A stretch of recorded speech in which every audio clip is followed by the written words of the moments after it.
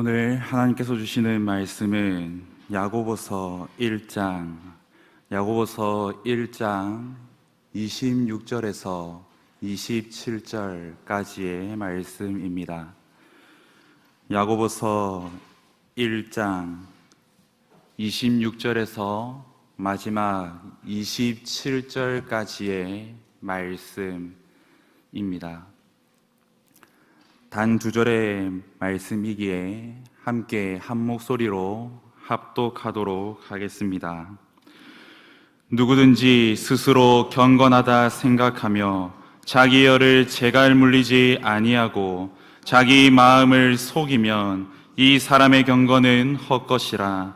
하나님 아버지 앞에서 정결하고 더러움이 없는 경건은 곧 고아와 과부를 그 환난 중에 돌보고 또 자기를 지켜 새 속에 물들지 아니하는 그것이니라. 아멘. 여러분, 교회를 다니다 보면 여러 가지 익숙한 용어들이 있습니다. 너무나 익숙한 그 단어들 중에는 구원이라는 단어가 있고요, 또한 하나님의 은혜라는 말도 있습니다. 그리고 믿음, 소망, 사랑, 그와 같이 저에게 너무나 익숙한 용어들이 있지요. 그런데 그러한 용어들 외에 너무나 익숙한 것 같지만 좀 어색해 보이는 그러한 단어들도 있습니다. 저는 그 중에 하나가 바로 경건이라고 생각합니다. 여러분, 경건하면 떠오르는 이미지가 있으십니까? 저는 있습니다.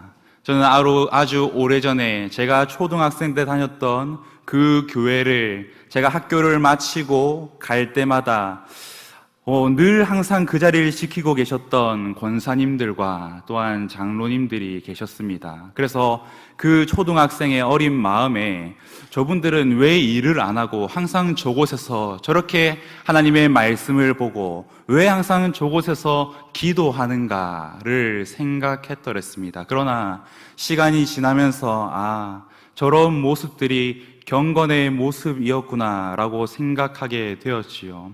여러분들은 경건의 이미지를 떠올린다면 어떠한 것을 떠올리십니까? 나름대로 여러분들의 기준을 따라서 이러한 모습이 경건이다, 또한 저러한 모습은 경건하지 않은 모습이다 라고 아마 생각하실 것입니다. 그런데 여러분, 저희가 생각하는 그 경건의 기준이 맞는 것일까요? 확인이 필요하지 않겠습니까?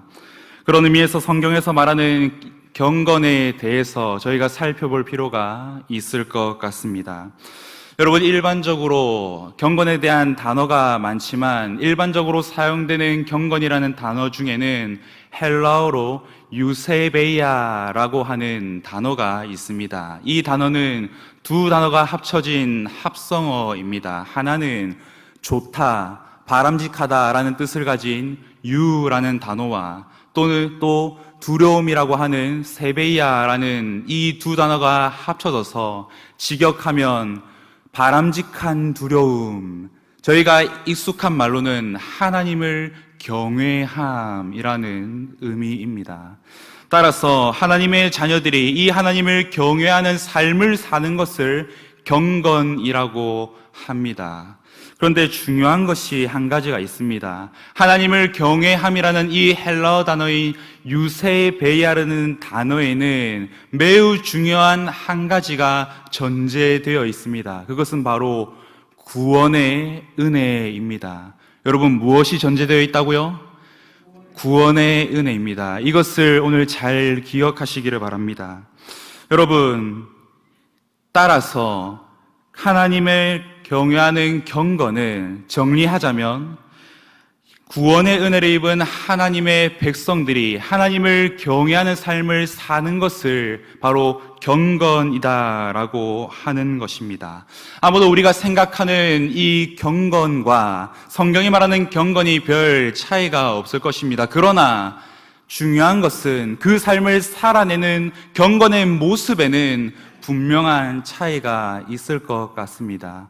여러분, 제가 앞서 질문을 드렸듯이 경건하면 어떠한 이미지가 떠오르셨습니까? 하나님의 말씀을 보고 기도하는 그 이미지를 보통은 생각하셨겠지요. 그런데 오늘 이 본문 말씀을 기록한 야고보도 경건에 대해서 얘기를 하는데, 그러나 하나님의 말씀과 기도 외에 다른 것들도 함께 경건의 모습으로 보여주고 있다는 것입니다. 여러분, 그렇다면 야고보가 보여주는 경건의 모습에는 어떠한 것들이 있는지 오늘 함께 살펴볼 수 있었으면 좋겠습니다. 그 첫 번째는, 경건의 모습은 자기 혀를 제갈 물리는 것입니다. 함께 본문 26절 말씀을 다 함께 다시 한 번 더 읽어보도록 하겠습니다. 누구든지 스스로 경건하다 생각하며 자기 혀를 제갈 물리지 아니하고 자기 마음을 속이면 이 사람의 경건은 헛것이라.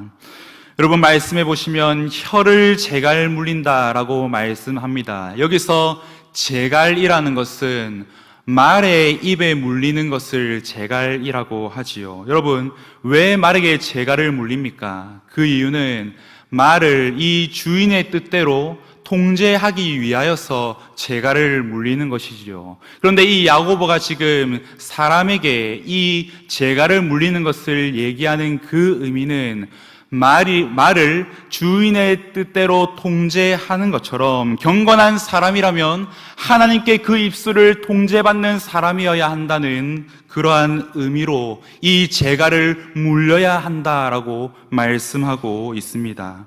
그런데 여러분, 하나님의 통제를 받는 것, 경건한 사람으로서 매우 중요해 보입니다. 그런데 왜 하필 하나님의 통제를 받는 것이 말에 대한 것이어야 하는가 생각해 볼 필요가 있을 것 같습니다.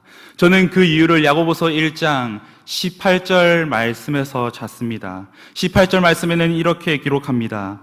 그가 그 피조물 중에 우리로 한 첫 열매가 되게 하시려고 자기의 뜻을 따라 진리의 말씀으로 우리를 낳으셨느니라. 여기서 중요한 말씀은 자기의 뜻을 따라 진리의 말씀으로 우리를 낳으셨다. 하나님께서 계획하시기를 진리의 말씀이신 예수 그리스도를 통하여서 죄인 되었던 우리를 이제 그 진리의 말씀이신 예수 그리스도와 인격적인 만남을 통하여서 새로운 피조물로 다시금 태어나게 하시고 거듭난 백성으로서 그 마음에 하나님의 말씀이 심겨져 있어서 이제 그 심겨진 하나님의 말씀이 우리 속에서 살아 움직이며 활동하며 역사하기 시작할 때, 여러분, 제일 먼저 바뀌는 것이 바로 말이라는 것입니다. 여러분, 야고보가 이 말에 대해서 얘기하고 있는 것은 단순히 자신의 생각에서 툭 튀어나온 것이 아니라 본인이 삶으로 경험한 것을 얘기하고 있는 것입니다. 여러분, 야고보가 어떠한 사람이었는 줄 아십니까? 그는 예수님을 너무나 싫어하였던 사람이었습니다. 예수님이 자신의 형이었지요. 그러나 집안을 돌보지 아니하고 늘 저 멀리 나가서 하나님의 말씀을 전하는 그 모습을 바라보며 왜 저렇게 하는가? 왜 가정을 챙기지 아니하는가? 늘 이런 생각을 하며 예수님을 비난하였던 이 야고보. 그래서 요한복음 7장 3절과 4절에서 이 야고보가 다른 형제들과 함께 예수님을 이렇게 비방합니다. 그 형제들이 예수께 이르되 당신이 행하는 일을 제자들도 보게 여기를 떠나 유대로 가소서. 스스로 나타나기를 구하면서 묻혀서 일하는 사람이 없나니 이 일을 행하려 하거든 자신을 세상에 나타내소서. 여러분, 무슨 말입니까? 그렇게 잘 되고 싶으면 저 멀리 나가서 세상에서 외치듯이 해보라고. 그러면 그 가운데서 더 높아지지 않겠느냐고. 그렇게 야고보가 예수님께 형제들과 함께 비난하였습니다. 그런데 그 야고보가 이제 예수 그리스도가 십자가에 달린 이후에 부활하신 예수님과 인격적이게 만남이 이뤄진 이후에 그의 말이 바뀌게 됩니다. 그것이 야고보서 1장 1절에 명확하게 드러나고 있는데요. 여러분, 야고보서 1장 1절에 무엇이라고 기록되어져 있습니까? 하나님과 주 예수 그리스도의 종 야고보는 예수 그리스도의 종 야고보이다. 여러분, 이전까지는 이 예수님을 형으로 인정하지도 못하고 늘 그 예수님을 비난하였던 이 야고보가 이제 예수 그리스도를 인격적으로 만나 그 마음에 하나님의 말씀이 작동하기 시작하자 그에게 가장 먼저 변화된 것은 바로 그의 말이었습니다. 지금까지는 비난의 말이었지만 이제는 그 예수 그리스도를 향한 자신의 신앙을 고백하기에 이르게 된 것입니다. 여러분, 따라서 마음에 무엇이 있는지에 따라 우리의 말은 완전히 달라지게 됩니다. 진짜로 예수 그리스도를 영접하였다면, 그래서 그 마음에 하나님의 말씀이 심겨져 역사하고 있다면, 여러분, 그 사람은 하나님의 말씀의 통제를 받아서 그 입술의 변화를 받아 지금까지는 비난하며 지금까지는 악한 말들을 내뱉던 그 입술이 이제는 그리스도 예수에게 향한 신앙 고백을 세워가기를 시작하며 뿐만 아니라 자기 자신을 넘어서 다른 사람들을 격려하며 그 사람들에게 사랑의 언어를 행하며 그 용기가 없는 사람들에게 용기를 붙들어주는 그러한 말을 하게 되는 것이지요. 그러나 반대로 그 마음에 하나님의 말씀이 없는 다른 것으로 채워져 있고 하나님의 말씀이 있다 할지라도 그 말씀이 아직 작동하지 않고 있다면 그 사람은 통제를 받지 못하고 있기에 그 사람의 언어는 고삐 풀린 망아지가 되어 발길질 하듯이 다른 사람을 상처 입히고 때로는 그 사람을 죽일 수도 있는 수준에 이르게 됩니다. 여러분, 그래서 이 사람의 말에 대하여서 잠언 10장 11절에는 이렇게 한 문장으로 요약합니다. 의인의 입은 생명의 샘이라도 악인의 입은 독을 머금었느니라. 여러분, 세상에서도 말은 굉장히 중요합니다. 얼마나 중요한지 이 말 한마디에 천냥빚을 갚는다고 말하지 않습니까? 여러분, 말은 단순히 공기만을 진동시키지 않습니다. 공기를 진동시키는 이 말의 파장은 이윽고 사람의 마음을 진동하기에 이릅니다. 여러분, 왜 우리의 말이 사람의 마음을 그렇게 흔들 수 있는 영향력이 있습니까? 왜냐하면 사람이라는 존재는 하나님의 형상을 닮은 존재이기 때문입니다.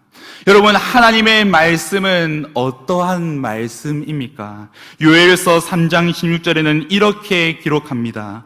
여호와께서 시온에서 부르짖고 예루살렘에서 목소리를 내시리니 하늘과 땅이 진동하리로다.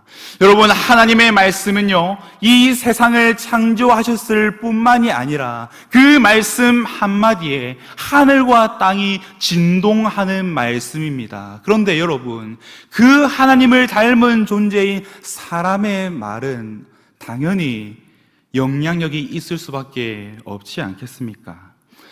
여러분, 따라서 이런 입술이 하나님의 통제를 받고 안 받고는 너무나 다른 결과를 가져오게 되는 것입니다.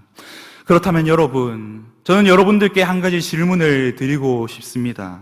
여러분들은 어떠한 사람이신 것 같습니까? 정말로 예수 그리스도를 인격적으로 만나서 하나님의 통제를 받아 그 마음에 하나님의 말씀이 심겨져서 그 입술이 하나님께 통제를 받고 있는 사람입니까? 아니면 하나님의 통제를 받는 척하면서 경건한 척하며 살아가고 계시지는 않으십니까? 여러분, 만약에 그런 척하며 살아가고 계시다면 야고보서 1장 26절 끝에는 그 사람을 향하여서 이렇게 기록합니다. 자기 마음을 속이면 이 사람의 경건은 헛것이라.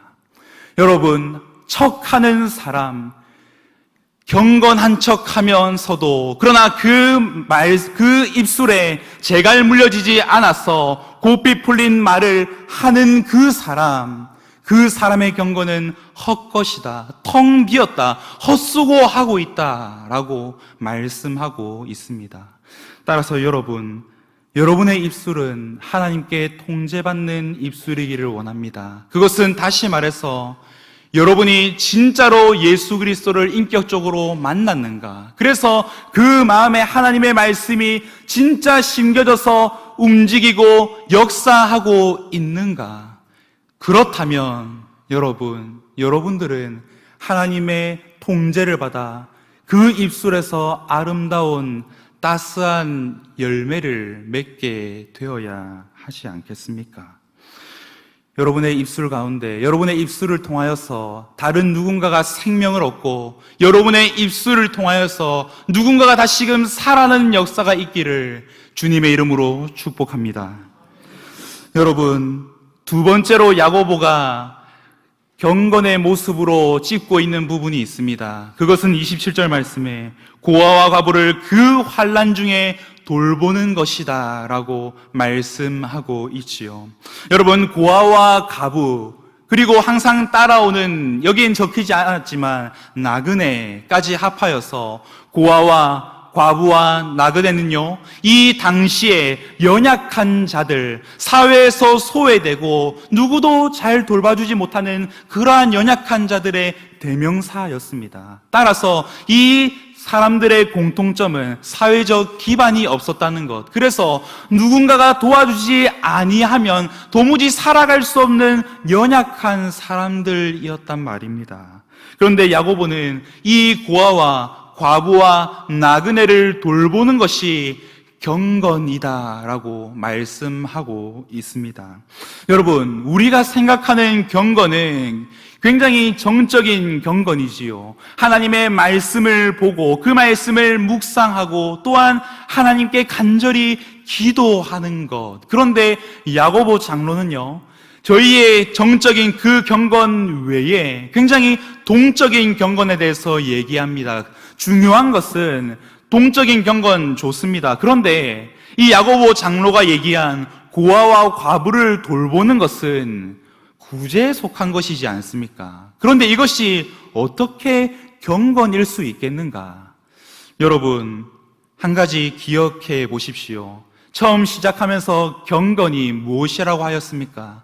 하나님을 경외하는 삶, 하나님을 섬기는 삶이 경건이라고 하였지요. 여러분, 그렇다면 경건을 기억하시면서, 이 경건의 의미를 기억하시면서 제가 마태복음 25장 35절에서부터 40절까지의 말씀을 읽어 드릴 테니 여러분 잘 들어보시기를 바랍니다. 임금이 의인에게 하는 말씀입니다. 임금이 말합니다.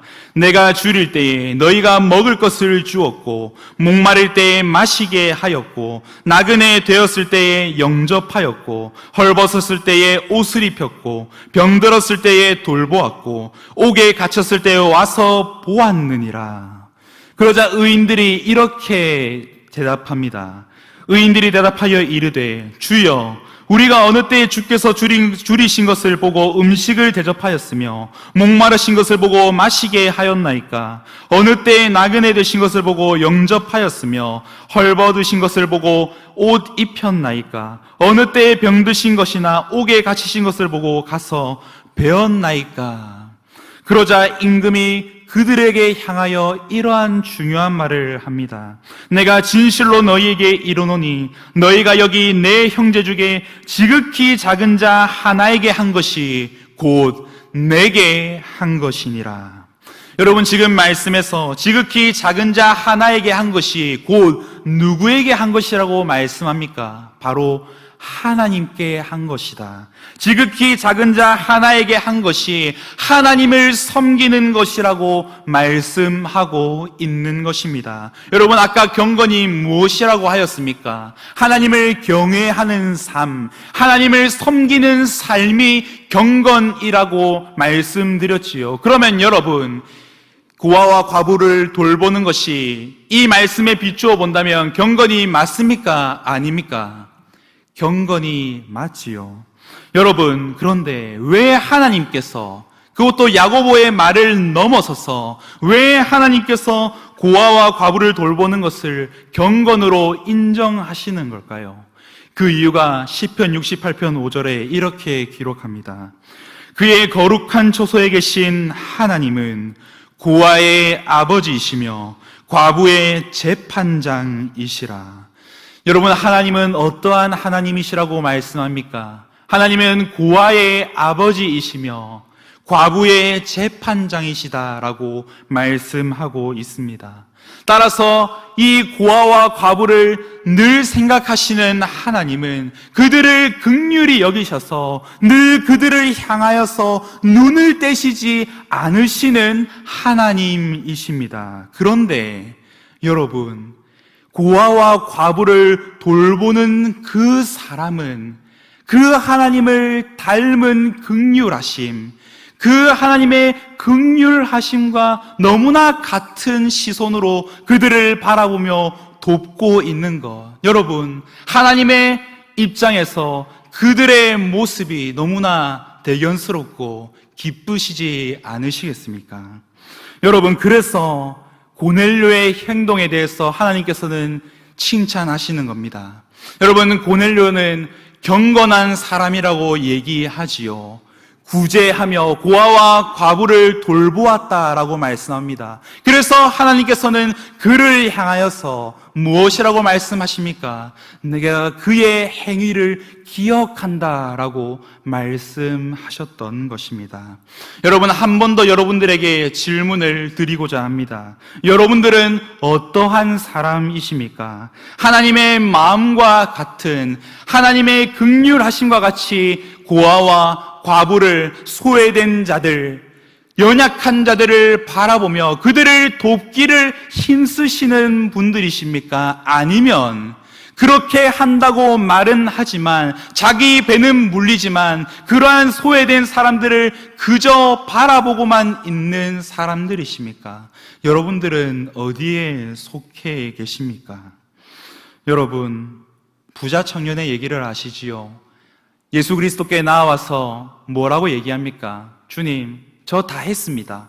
저 경건합니다. 주님의 제자로서 따를 수 있도록 도와주십시오. 그런데 예수님께서 무엇이라고 말씀하십니까? 네가 한 가지 빠진 것이 있구나. 가서 너의 모든 재산을 팔아 가난한 자들을 도와주어라. 여러분, 그 예수님의 한마디에 이 부자 청년이 어떻게 행하지요? 그 자리에서 돌아갔더라. 근심하며 그 자리에서 돌아갔더라. 예수님께서는 한 가지를 체크하신 겁니다. 네가 나와 동일한 긍휼한 시선을 가지고 있느냐? 그래서 고아와 과부를 돌볼 수 있는 그러한 나와 같은 시선으로 그들을 바라보고 있느냐? 정말로 도울 수 있는 경건한 자이냐? 그러나 그는 예수님 앞에서 스스로 아웃당하게 됩니다. 여러분, 하나님은 고아와 과부와 같이 연약한 자들을 돕는 것이 하나님을 섬기는 경건이라고 말씀하고 계십니다. 그런 의미에서 저는 이 교회에 와서 약 1년이라는 시간이 지났습니다. 저는 소외된 사람은 아닙니다. 그런데 이 교회에 있으면서 많은 분들이 저와 또 함께 지내는 강도사님을 위하여서 때로는 쌀을 주시고, 때로는 김치를 주시고, 국을 주시고, 과일을 주시고, 매일 아침마다 계란을 삶아 주시기까지 하셨습니다. 여러분, 감사한 일이지요. 남자 둘이서 사는 게 쉬운 일이 아니었습니다. 여러분, 그래서 매일 이런 걸 챙겨 주실 때마다 감사해서 그분들을 찾아가서 감사합니다라고 얘기할 때가 있었습니다. 그런데 여러분, 저는 감사해서 감사합니다라고 말씀드렸는데 그분들이 저에게 해주시는 말씀이 저의 마음엔 너무나 큰 울림이 있었습니다. 중요한 것은 한 분만 도와주신 게 아니었습니다. 많은 분들이 때를 따라서 도와주셨습니다. 그런데 그분들이 한결같이 왠지 한 마음으로 동일하게 해주시는 말씀이 있으셨습니다. 무슨 말이었냐면요, 제가 감사합니다라고 말씀드렸을 때 필요한 거 더 없냐? 부족한 게 있으면은 언제든지 얘기해 주세요. 여러분, 저는 이 말을 듣고 참 많이 울었습니다. 왜냐하면 중요한 것을 느낄 수 있었기 때문입니다. 한 가지는 바로 나를 향한 하나님의 구원의 은혜를 느낄 수 있었습니다. 여러분, 너무나 부족해서 이 먹는 것 하나도 하기 힘든 그러한 거, 귀찮아서 밥을 안 했다는 것은 아니지만, 그러나 때를 따라 도와주시는 그것을 통하여서 하나님께서 나를 채워주시고, 하나님께서 나를 먹여주시고, 하나님께서 나를 여전히 인도하고 계시구나, 하나님의 은혜를 누리게 되는 것입니다. 때로는 굶을 때도 있었고, 때로는 하루에 한 끼만 먹고 있을 때도 있었습니다. 그런데 그럴 때마다 그렇게 도와주심을 받을 때 하나님 감사합니다, 그분의 구원의 은혜를 첫 번째로 느낄 수 있었습니다. 그런데 저는 또 다른 하나님의 구원의 은혜를 느낄 수 있었습니다. 그것은 바로 저희를 도와주신 그분들을 향해 먼저 하나님께서 베풀어 주신 구원의 은혜가 있었다는 것을 느낄 수 있었습니다. 그리고 그것이 그분들이 저희를 섬겨주시는 이유이자 원동력이구나라는 것을 깨닫게 되었습니다. 그저 저희의 모습이 불쌍해서 저희를 도와주신 것이 아니라 그것을 넘어서 그들이 하나님께 받은 구원의 은혜가 있기에 그것에 입각하여 그것을 전제로 하여서 내가 받은 하나님의 구원의 은혜가 있기에 이 사역자를 내가 동일하게 도와주어야 하겠구나.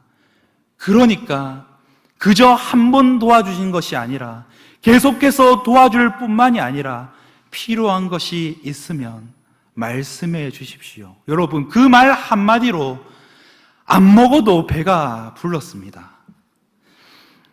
여러분, 한 가지 기억하셔야 될 게 있습니다. 아까 하나님을 경외하는 삶인 경건에 전제된 것이 있다고 제가 처음에 말씀드렸지요. 여러분, 무엇인지 기억하십니까? 바로 구원의 은혜입니다.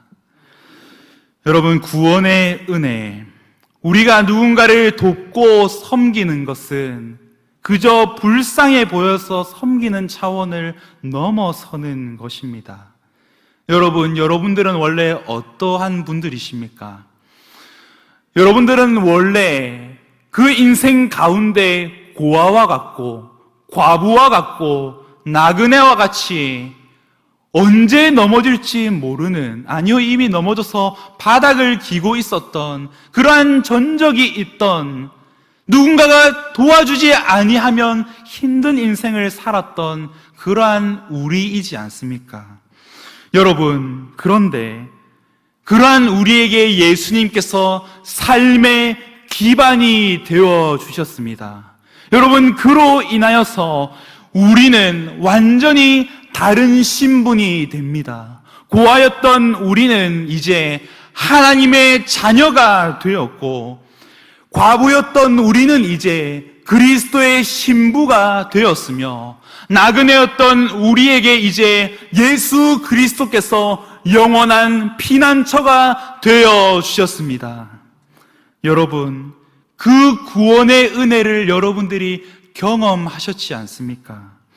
그래서 그 구원의 은혜를 아는 성도라면 불쌍해서 돕는 차원을 넘어서서 하나님의 구원이라는 섬김을 내가 받았기에 구원의 은혜를 기억한다면 그 은혜를 받은 사실을 기억하며 감사하는 마음으로 하나님의 긍휼하심의 시선으로 그들을 바라보며 도와야 하는 것입니다.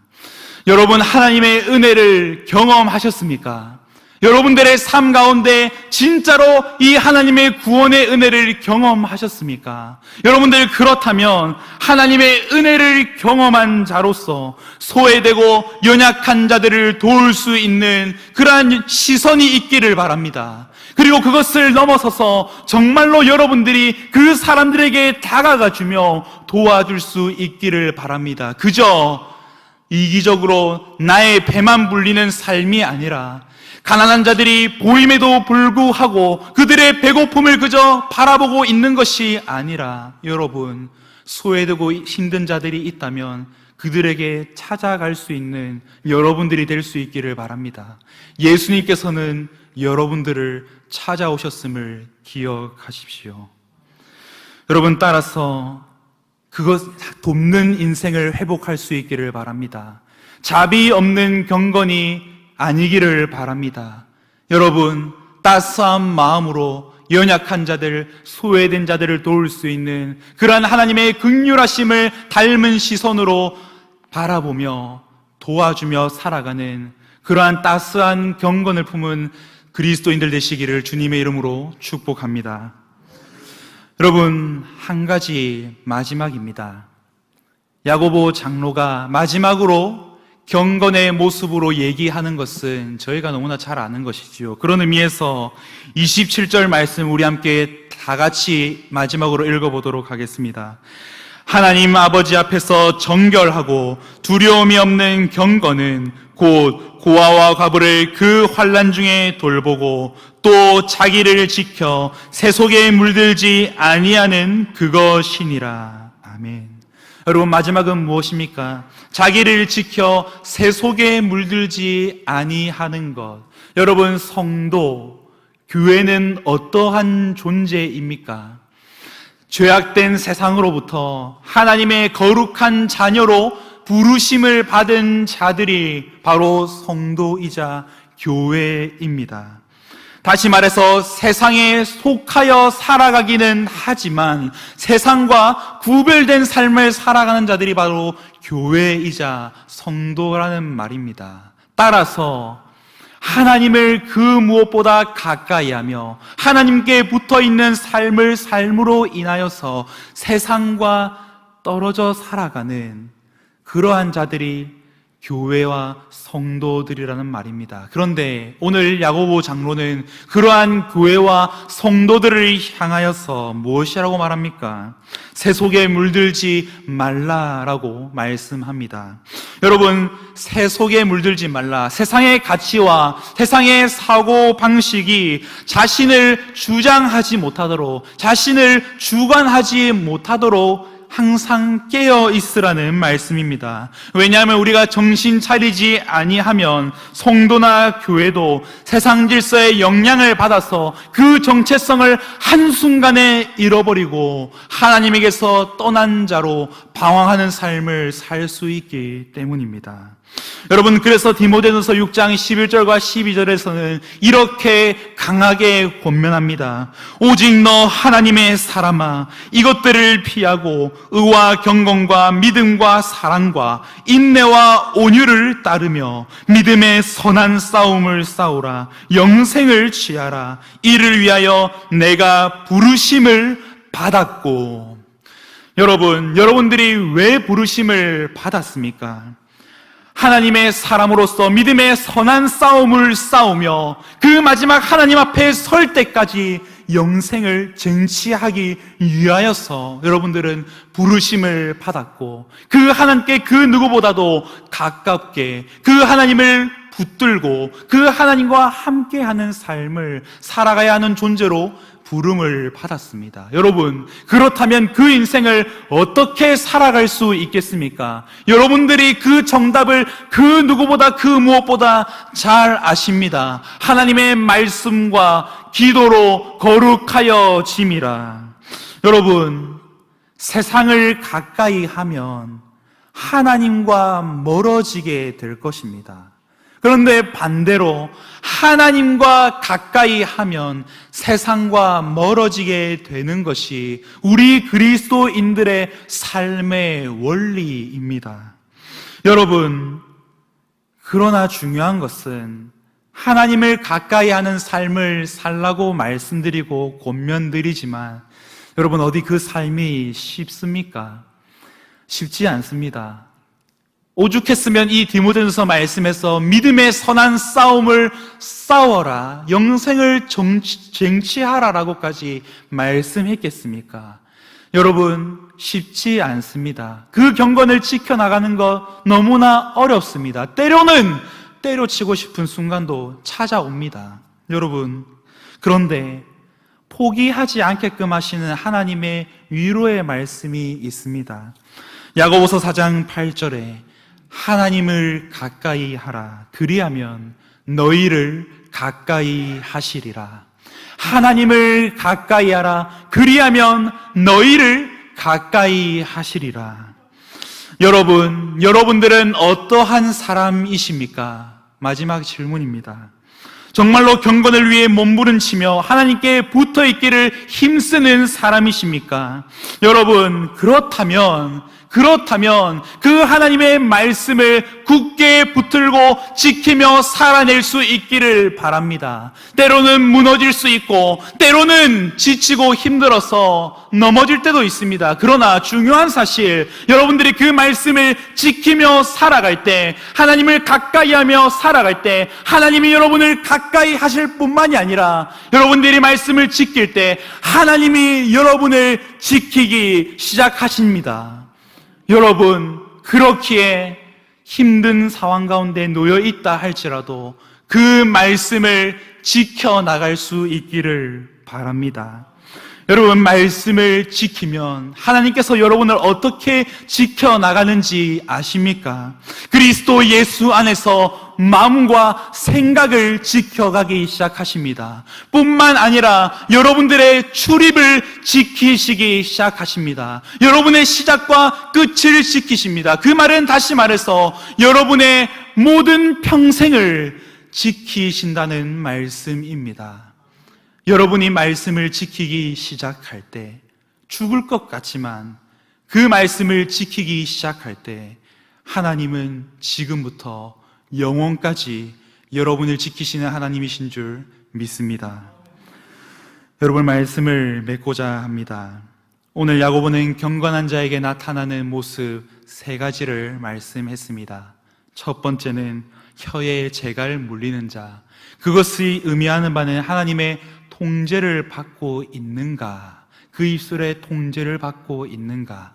두 번째는 고아와 가부를 돌보는 자, 하나님의 긍휼하심을 닮은 시선으로 바라보며 그렇게 돕는 자인가. 마지막 3번째, 자기를 지켜 새 속에 물들지 아니하는 자인가. 다시 말해서 하나님께 붙어 있으며 하나님을 늘 가까이 하는 사람인가. 여러분, 그런데요, 정말 마지막으로 살펴봐야 할 부분이 있습니다. 저희가 알던 경건은 하나님의 말씀과 기도를 지켜나가는 것, 굉장히 정적인 경건에 속하는 것이라고 말씀드렸지요. 그런데 야고보 장로는 그 정적인 경건에 앞서서 2가지 동적인 경건에 대해서 먼저 말씀했다는 사실.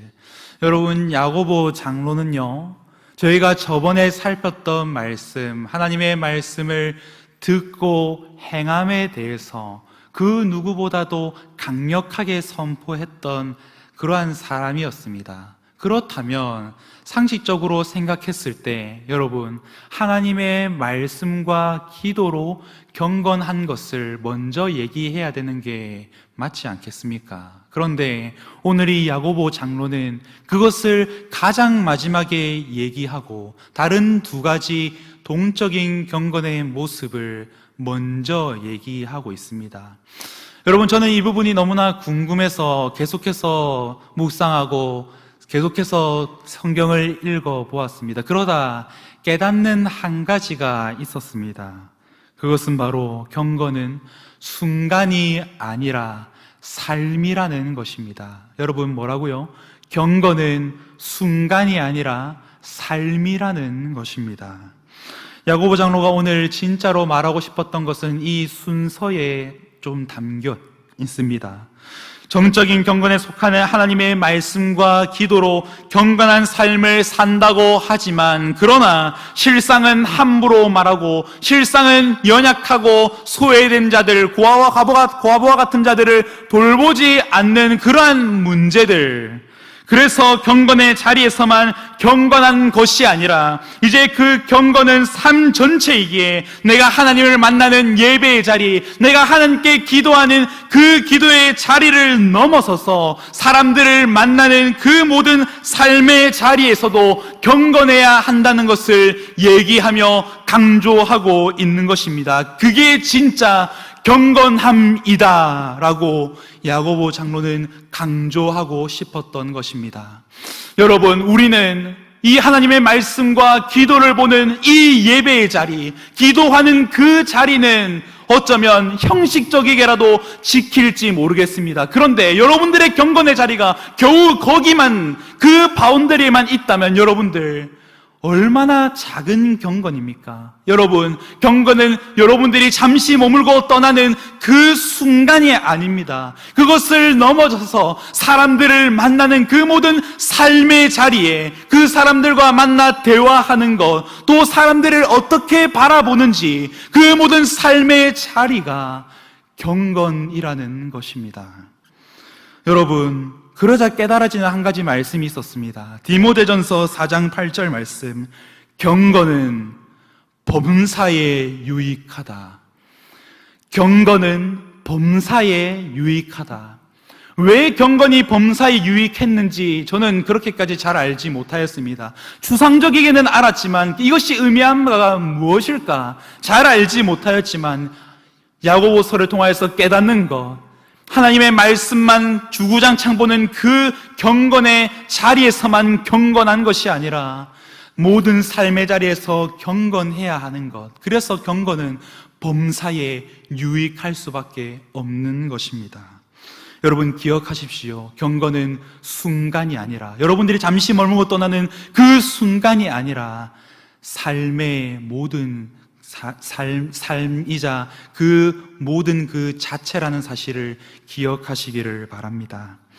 따라서 여러분, 우리가 지금까지 추구했던 경건은 어쩌면 반쪽짜리 경건일지 모르겠습니다. 바리새인과 닮은 경건의 모습, 늘 그 경건의 자리, 그 순간은 어떻게든 지켰던 바리새인들의 모습들, 그러나 경건의 모양은 있으나 경건의 능력은 없다는 그러한 비판을 받았던 바리새인들의 경건, 그것을 넘어 예수님은 그들의 경건을 담지 말라고 신신당부하셨습니다. 자비 없는 경건함을 담지 말아라. 경건하다고 하지만 말로써 사람들을 죽였고, 경건하다고 하였지만 자신들의 이익은 챙겼지만 가난한 자들은 돌아보지 아니하였던 그들의 모습들, 그것은 경건이 아니다.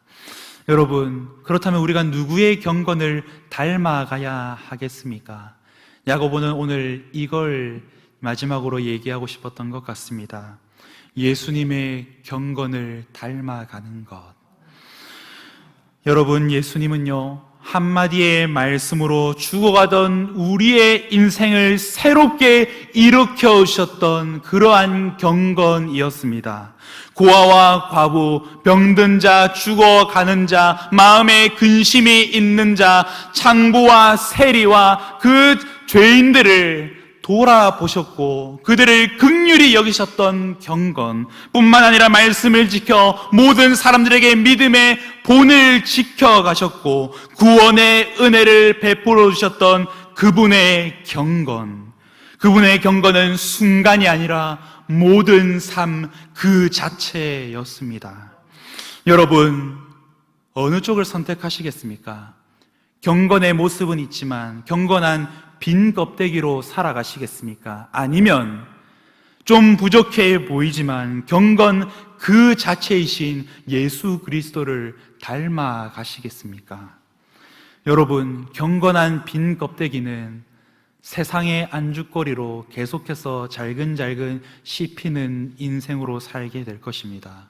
그러나 여러분, 진정한 경건, 예수 그리스도를 닮은 경건을 따르는 그 삶은 세상에 맛을 내는 삶으로 살아가게 될 것입니다. 따라서 여러분, 오늘 이 말씀에 비추어서 여러분은 진짜 경건한 사람인지를 돌아보며 여러분, 예수 그리스도를 닮은 경건으로 순간만 경건한 삶이 아니라 모든 삶 전체가 경건한 삶일 수 있기를, 정말로 그 삶을 살아낼 수 있기를 주님의 이름으로 축복합니다. 기도하시겠습니다. 사랑의 하나님, 감사합니다. 늘 하나님 앞에서 경건한 삶을 살아간다고 입술의 고백은 하지만 우리의 삶으로 살아내지 못했던 불충한 우리의 삶을 불쌍히 여겨 주시옵소서. 하나님 아버지, 연약한 것이 면죄부가 되어서 하나님 경건하기를 하나님 힘쓰지 아니었던 우리의 모습들, 하나님 아버지, 주님 보시기에 우리는 어떠한 사람인지 하나님 저희를 불쌍히 여겨주시고 저희를 용서하여 주시옵소서. 사랑의 하나님, 사랑의 하나님, 그 무엇보다도 우리의 입술이 하나님께 통제받는 입술이기를 소원합니다. 하나님, 저희가 원하는 대로 하나님 다른 사람들을 상처 입혔고 혹여나 내 말을 통하여서 누군가의 마음이 무너지고 누군가가 삶의 의욕을 잃었지는 않습니까? 하나님, 혹여나 내 말로 인해서 누군가가 그러한 상황 가운데 놓여져 있다면 오 하나님, 긍휼히 여겨주시고 하나님, 다시는 저의 입술로 그러한 범죄를 짓지 않도록 하나님 도와주시옵소서. 하나님, 저희의 입술에 재갈을 물려주시고 하나님의 통제를 받는 백성으로 하나님의 말씀의 통제를 받으며 살아갈 수 있게 하여 주시옵소서. 뿐만 아니라 하나님의 긍휼하심의 시선으로 다른 연약한 자들을 바라볼 수 있기를 원합니다. 구원의 은혜를 받았음에도 불구하고 하나님 다른 사람들을 돌보지 아니하는 하나님 그러한 자비 없는 경건한 삶이 우리의 삶이 되지 않게 하시고 불쌍히 여길 줄 알며 하나님 그 사람을 섬길 줄 아는 자로, 그래서 하나님께 지극히 작은 자에게 한 것이 내게 한 것이구나, 네가 나에게 그러한 행동을 했구나, 잘하였다 충성된 종이라는 칭찬을 받는 우리가 될 수 있도록 하나님 함께하여 주시옵소서. 하나님뿐만 아니라 하나님, 우리가 정말 우리가 삶 가운데 하나님의 말씀과 기도로 살아낼 수 있기를 소원합니다. 무엇이 중요한지 알고 무엇이 가장 우선되어야 되는지 알지만 살아내지 못했던 우리의 삶, 하나님 그 한순간에 그 예배의 자리에서만 하나님을 섬기고 끝나는 삶이 아니라 모든 삶 전체에서 하나님을 섬기는 그런 그리스도인으로, 진짜 그리스도인으로 살아낼 수 있도록 하나님 도와주시옵소서. 느려도 좋습니다. 하나님, 욕을 먹어도 좋습니다. 그러나 이 경건을 놓치지 않도록 도와주시고 믿음의 선한 싸움을 싸우며 마지막 순간 하나님 앞에 설 때까지 하나님 이 경건의 삶을 살아낼 수 있도록 하나님 말씀을 지킬 때 저희를 지켜주시옵소서. 함께 하실 하나님을 기대합니다. 감사드립니다. 예수님의 이름으로 기도드립니다. 아멘.